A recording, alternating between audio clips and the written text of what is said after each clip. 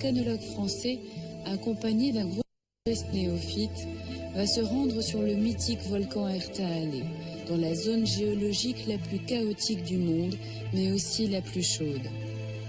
Une région d'Afrique qui fascine Guy de Saint-Cyr, à l'image de tous les volcanologues de la planète.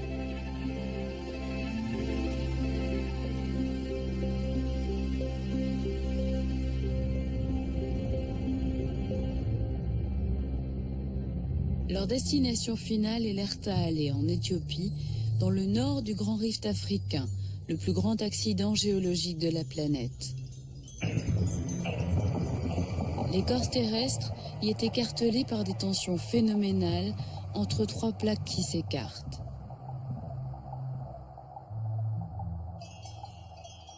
Leur long parcours démarre par une étape au lac Abbé, au cœur de ce chaos souterrain, au point de rencontre des trois plaques tectoniques en cours de séparation.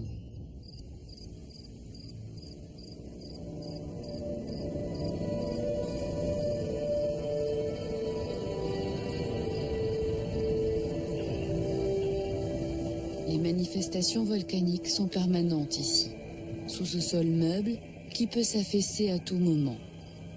Le magma est à 5 km à peine sous leurs pieds, contre 30 en moyenne sous les continents. Réveillez-vous, réveillez-vous. Regardez, les premiers rayons du soleil vont bientôt toucher le sommet des tours. Fabuleux, hein? Le lac Abbé est le reliquat d'un ancien lac, vieux de 6000 ans, entouré de volcans et singularisé par ses cheminées calcaires édifiées sur des fractures liées à l'effondrement de la région.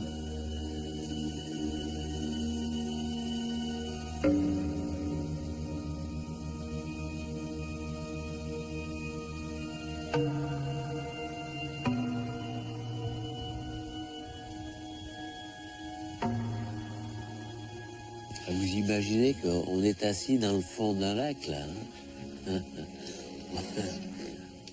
Ah oui. Et t'as vu qu'il faut pas trop taper, hein, dessous, parce que c'est assez facile. Ah ouais, là, ah ouais, puis tu peux passer au travers. Hein. Il y a du vide et après, dessous, il y a de la boue. Il y a de la boue et du sel. Et le magma, il est à 3, 4, 5 km de profondeur. Donc, il est très, très près de la surface. Tu vois, toutes ces tours, elles se sont construites sous l'eau. Comment t'appelles ça? Des travertins. Voilà, travertin, c'est le mot géologique de ces cheminées calcaires. La plus haute, je crois qu'elle fait 60 mètres. C'est incroyable. Ouais, c'est la folie. C'est lunaire, hein, comme paysage. C'est bon, tout le monde? Ils avancent prudemment dans ce décor aux odeurs sulfureuses, aux vestiges osseux d'éléphants ou d'hippopotames, datant de l'époque où l'homme vivait dans ces marécages où le poisson abondait. Bah écoutez, moi, je vous propose de faire un bond de 8000 ans en arrière et puis faire une petite plongée à 100 mètres de profondeur. Et on va arriver sur un fond de lac, qui est ce lac Abbé. Et qu'est-ce qu'on voit au fond du lac? On voit des fractures. Il y a plein de fractures et le long de ces fractures, il y a des sources très chaudes et très riches en calcium qui montent. Ces sources, quand elles sortent du sol, elles sont chaudes, elles arrivent au contact de l'eau du lac qui est beaucoup plus froid. Donc qu'est-ce qui se passe? Le calcium perd sa solubilité et il précipite, il se dépose tout autour de l'orifice de sortie. Et là, tu as une multitude de couches qui s'entassent les unes sur les autres et qui arrivent à fabriquer ces tours, en quelques milliers d'années, bien sûr.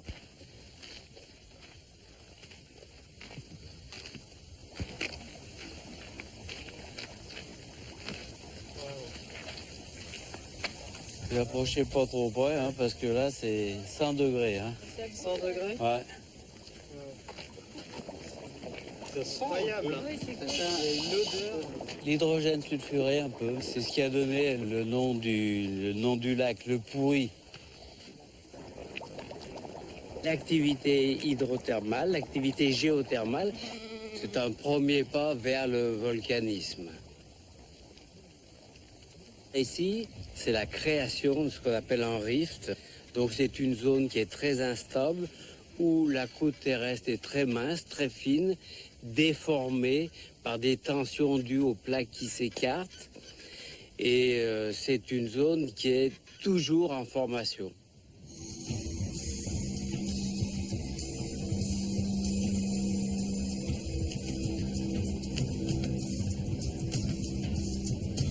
L'aventure continue en direction du volcan Erta-Ale, dans un désert de plus en plus chaud et aride.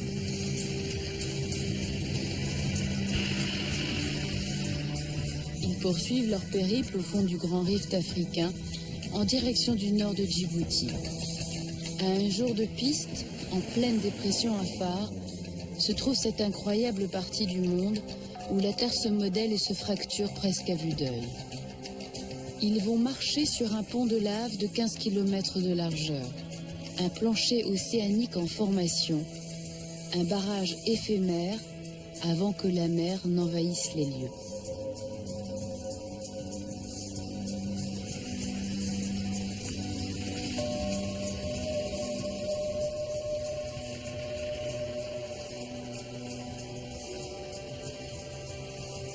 Ils arrivent sur le seul endroit à la surface de la planète où il est possible d'observer la naissance d'une dorsale océanique. Regarde, là, on voit tout, là. Tu peux décrire un petit peu? Vous avez en face de vous un spectacle unique au monde. Unique au monde. Ici, devant vous, la Terre exhibe à l'air libre ce qu'elle cache habituellement sous 3000 ou 6000 mètres de profondeur. Et ça s'appelle une dorsale océanique d'accrétion. Et ça, c'est excessivement rare de voir ça. Il y a un seul coin en Islande où on peut le voir, mais ça n'a pas du tout cette ampleur-là.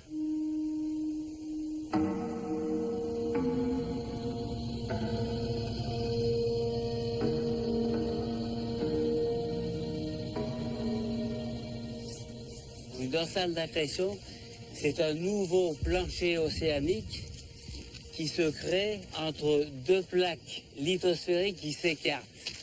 Là, on est sur une plaque, de l'autre côté, une autre plaque. En face, c'est la plaque Arabie, et ici, c'est la plaque Somalie. Et entre les deux, eh bien, vous avez ce nouveau plancher noir là qui vient de se créer. C'est pas une coulée, c'est le magma qui est venu du manteau profond et qui coule de chaque côté de cette fracture. L'accrétion, c'est le fait que le magma monte et crée un nouveau plancher océanique. Celui-ci, il s'est créé, il a commencé à s'ouvrir il y a 1 500 000 ans. Mais au fur et à mesure, ce rift va s'élargir et se creuser. Et bientôt, la mer va revenir ici. Normalement, un rift océanique, il est sous l'eau. Ici, on est exactement à l'altitude zéro. Ouais. On est à l'altitude zéro, donc la mer, elle arriverait jusqu'ici. Ah ouais. Donc là, tu poses ton sac et tu veux prendre ton petit bain. Voilà, elle arriverait ici. Et ça ira loin là-bas, parce que ça va remonter jusque dans le Danakil. Hein. Et imagine le paysage avec la mer qui arrive ici. On est certain que ça va se produire, mais quand?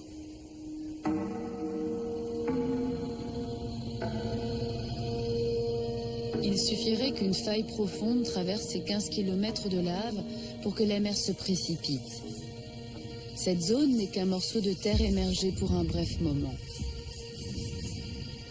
Et d'ici quelques 200 millions d'années, à la place du plus impitoyable des déserts, ce futur océan, l'océan érythréen, sera aussi vaste que l'Atlantique. Dans cette faille béante, écartelée par des tensions gigantesques, le magma s'injecte dans les moindres fissures. Cette pouponnière de volcan a donné naissance à l'un des derniers nés de la planète en 1978, le volcan Ardoukoba, qui n'a vécu qu'une semaine.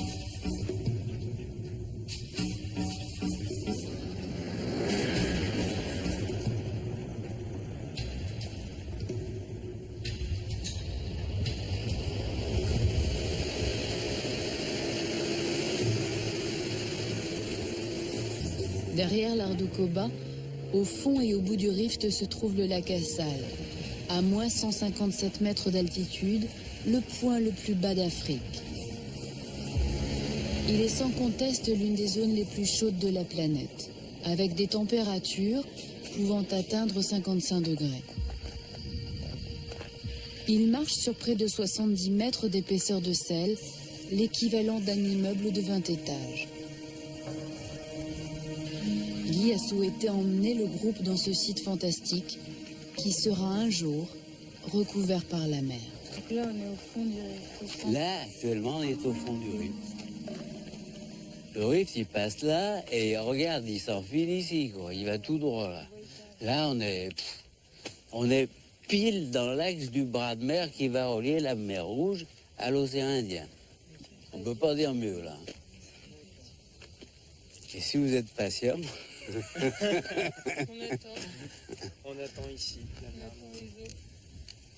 Quand il nous explique que ça va devenir un océan, que ça s'est affaissé, on voit tout de suite des images, ça devient fabuleux, on voit le paysage complètement différemment. Donc ça prend vraiment forme. Et, donc, non, c'est très abordable et puis c'est magnifique de s'imaginer les choses comme elles étaient, comme elles le seront.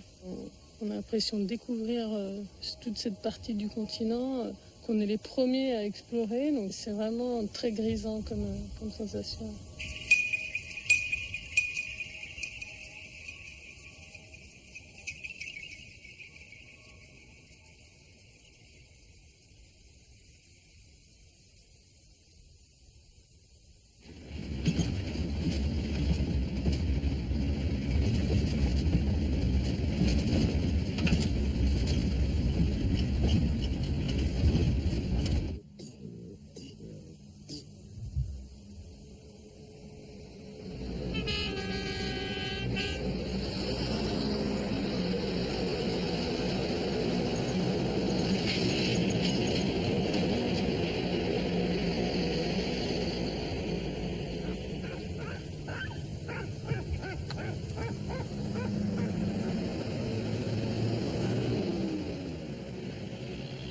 Ils quittent Djibouti et franchissent la frontière éthiopienne pour se rapprocher de leur but, le volcan Erta-Ale, le volcan fétiche d'Haroun Tazieff, le plus inaccessible de la planète.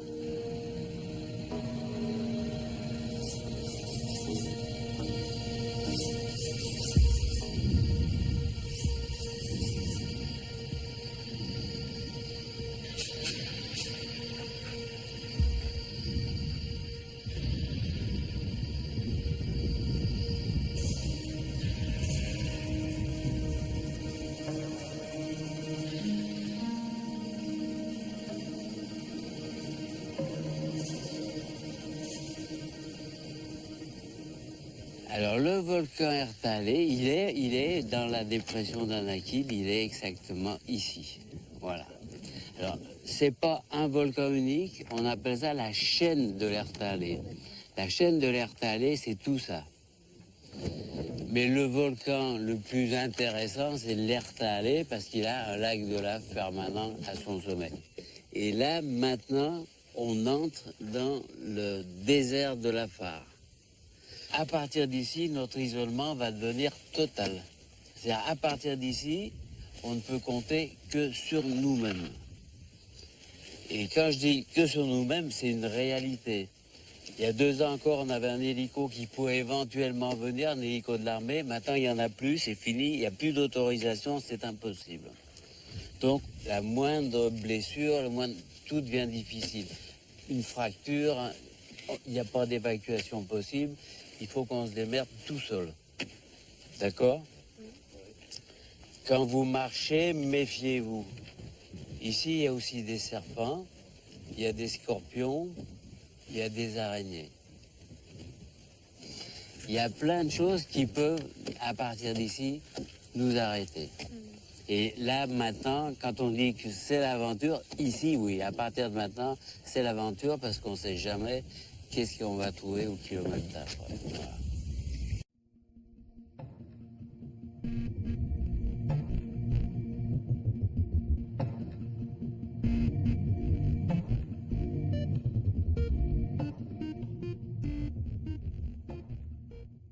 Ils entrent de plein pied dans la dépression Afar, ce morceau de terre chauffé par le magma et étiré entre trois plaques tectoniques.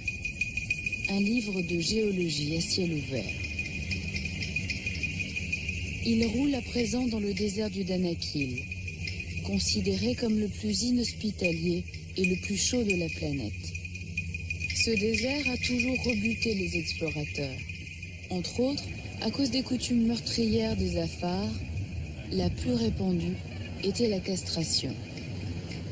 Aujourd'hui, c'est également la proximité de l'Érythrée qui rend cette zone dangereuse.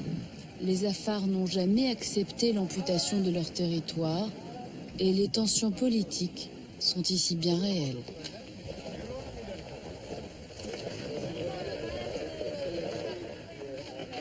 Il y a eu des problèmes assez graves à Medila, dans la nuit de mercredi à jeudi. Il y a 11 touristes qui se sont fait prendre en otage et ils ont brûlé les 5 voitures.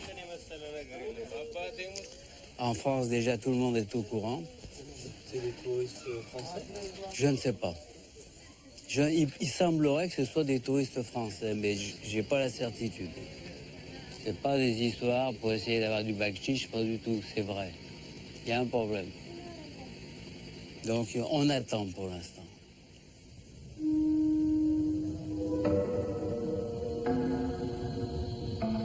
Ils passeront plusieurs jours dans cette ville d'Avdera, dernier lieu de civilisation à l'allure fantomatique, avant d'obtenir l'autorisation de se rendre sur l'Ertaali.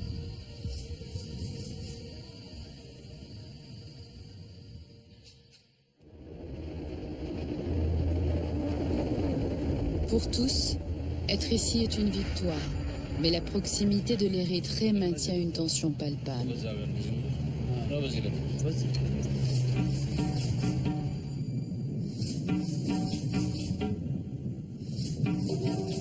Guy se souvient de la première fois qu'il a atteint le pied de ce grand volcan, bravant les interdictions avec l'aide de rebelles, sans dormir pendant 4 jours. Aujourd'hui, les Afars le respectent et l'apprécient.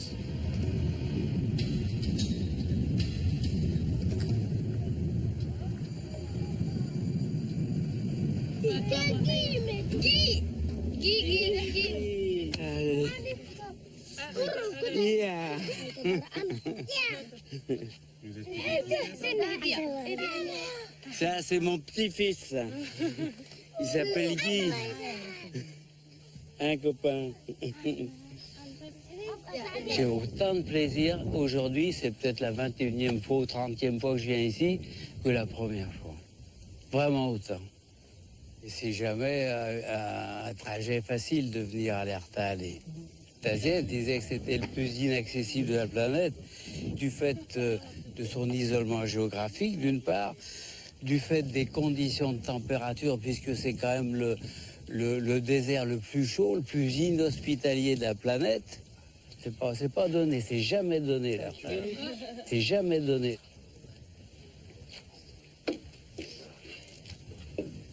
Thank you. Il reste 3 matelas, on les laisse là, on n'a plus besoin de l'autre côté. Ça va.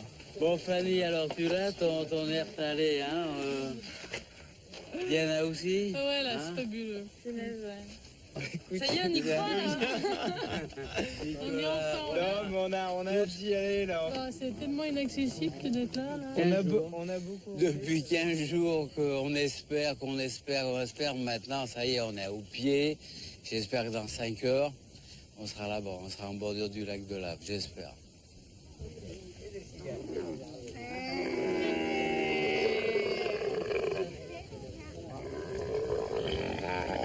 Ils sont accompagnés de militaires et de dromadaires pour cette ascension à l'allure de conquête.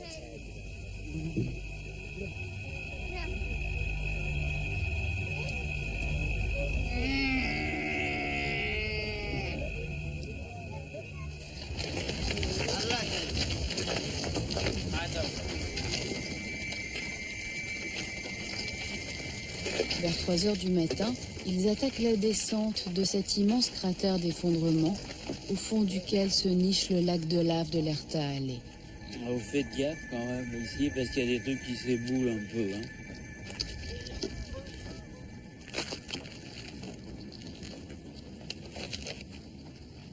Ils sont à présent à peine à 200 mètres du lac de Lave. Bon, à partir d'ici, là, on va marcher sur un terrain qui est friable et cassant. Donc, vous laissez toujours au moins 3 mètres entre vous et vous passez exactement où je passe. D'accord ?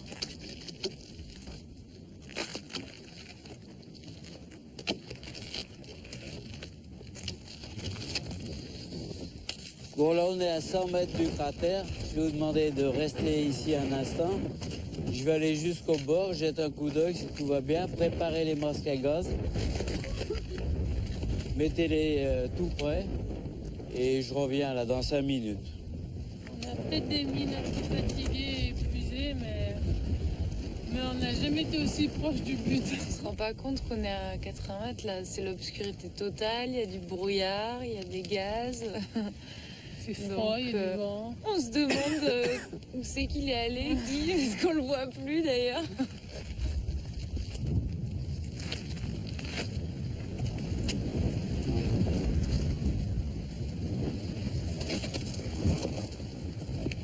Bon, je vais chercher un petit peu plus loin parce que là, il y a une zone qui paraît suffisamment sûre au niveau de la fracturation. Par contre, elle est en plein dans les gaz et c'est intenable. Donc, je vais plutôt chercher de ce côté. Je pense que là, ça va aller mieux. Super! Super! Ah, extraordinaire. Il est bien, il est super beau. Il est super beau. J'avais peur qu'il y ait trop de fumée, il n'y a rien, regarde. C'est super beau. Regarde comme il bouillonne bien. Ouais, super.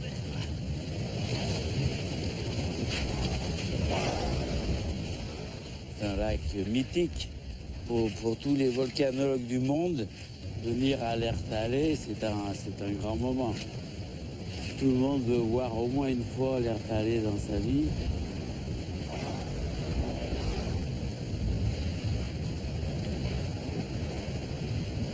Emmener un groupe, j'ai toujours un petit peu l'angoisse quand ils sont autour du cratère. Mais je viens toujours voir un petit peu avant si tout est sain, s'il n'y a pas trop de problèmes. Et surtout délimiter une zone pas trop fracturée. Parce que le gros danger autour d'un lac de lave, c'est toutes ces fractures qui sont concentriques au cratère et qui sont hyper dangereuses parce qu'il y a toujours des mini-séismes et qui peuvent faire basculer des pans entiers de parois dans le lac.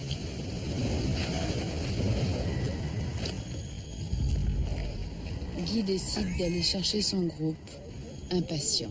Allez, on y va. On arrive là. Retenez votre souffle, on arrive en bordure du lac là. Faites gaffe, attention, venez là. Waouh! Attention, regardez, c'est tout. Oh là là! Faites gaffe. Hein. Waouh! Venez voir. Là, viens ici. Là, voilà. Waouh! Ouais! Youhou! Après tout ce qu'on en a pavé là. Tu sens la chaleur là, comme ça brûle les joues? Comme c'est beau. Regardez. Et regardez. Regarde comme ça. T'as vu le dégazage là? Oh là là! Regarde ça se forme partout. Oh là là, incroyable! Fais gaffe, Fanny. Hein. C'est des mondes engloutis. Oh la vache là. T'as vu? Ben, ça, Comment ça tire? voilà, tu vois, c'est deux plaques. Regarde, c'est deux plaques qui subissent. Là, regarde.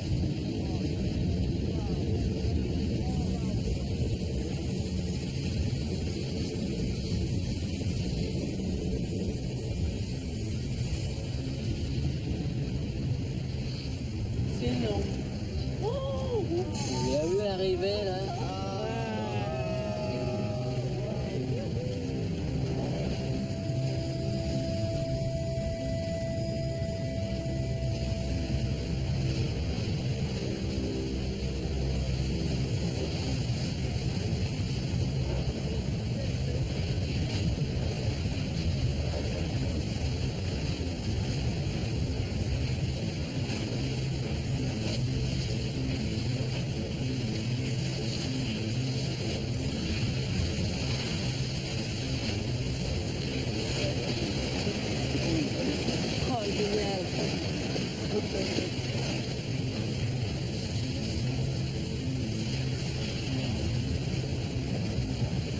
Avec des lacs de lave, il y en a très peu à la surface de la planète. C'est exceptionnel ce que vous voyez là actuellement. C'est exceptionnel, vous vous en rendez compte hein. Un lac de lave, c'est un volume de magma énorme qui est brassé par des courants en permanence. C'est des courants qui sont alimentés par une source profonde. Mais il faut toujours qu'il y ait un mouvement. C'est-à-dire le magma très chaud monte, arrive en surface, se refroidit et replonge. C'est ce qu'on appelle un courant de convection. Mais pour qu'un lac de lave perdure et dure pendant des années et des années, eh bien, il faut que le flux de chaleur qui alimente le lac compense exactement la perte de chaleur des coulées en surface qui replongent ensuite en profondeur. Et ça, c'est un équilibre qui est fragile et difficile.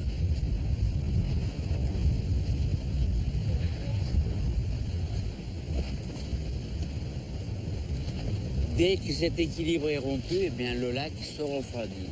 C'est arrivé une fois, c'est arrivé en 2004, et le lac est resté comme ça pendant 20 mois, solidifié.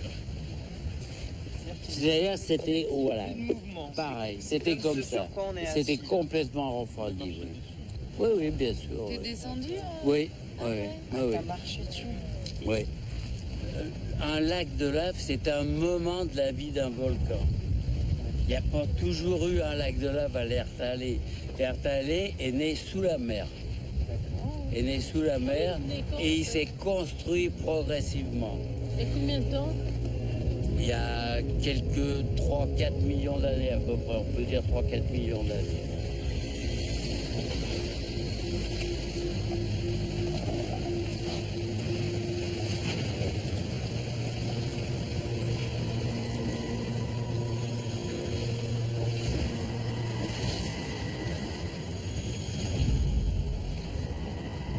Les premiers témoignages qui attestent qu'il y avait un lac de lave ici, à l'Ertalé, remontent à 1890.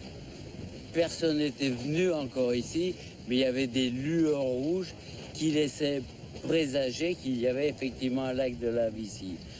On a été vraiment certain uniquement en 1960. Le premier témoignage qui atteste d'un lac de lave ici remonte à 1960. Donc vous voyez, c'est pas vieux. Hein. C'est la première exploration. Oui.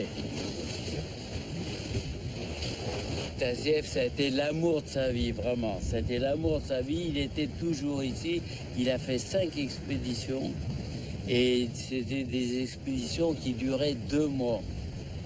Ça fait 2 mois ici. 2 mois ici, ouais. Sur la caldeira. Oui, sur la caldeira.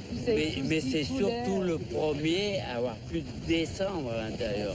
Ils ont mis un treuil et ils sont descendus sur la terrasse éruptive. C'est-à-dire, nous, on est en bordure des crêtes, mais la lave est à 80 mètres en dessous.